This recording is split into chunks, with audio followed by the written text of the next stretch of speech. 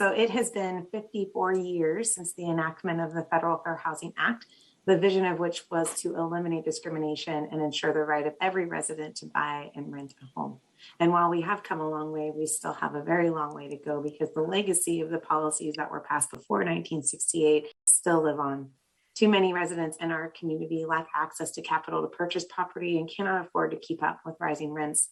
According to the National Association of Realtors, ownership for Black Americans is actually going down, hitting the lowest level since the 1960s. And Black and Latino and Hispanic applicants are also more likely to be rejected for mortgage loans than their neighbors. And this is not just because of discrimination, although evidence supports that discrimination is at least part of the cause for these troubling numbers.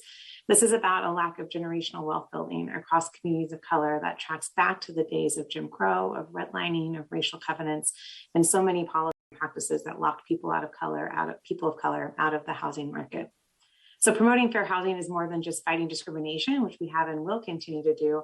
It's also about identifying and confronting those root issues that persist in our community and looking for upstream and equitable interventions that will ensure that everybody truly does have the right to live with dignity in any area they choose.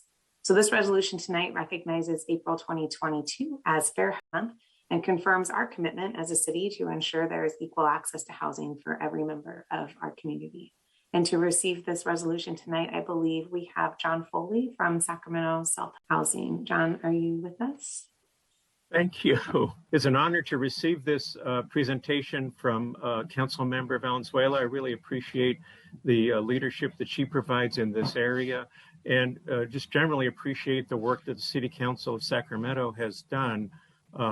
We have been given an opportunity to have additional support from you to provide help during the pandemic to your tenants and have really appreciated that. I noticed that Lachelle Dozier is on the line, and it will not surprise her to know that a significant percentage of the calls that we get that look like discrimination are discrimination for source of income based on having a housing choice voucher.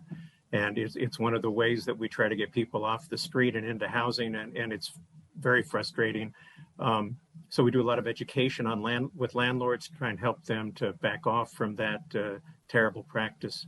I won't take any more of your time, but thank you again. Really appreciate the support and strong working relationship we have with the City of Sacramento. Thank you. Thank you, John.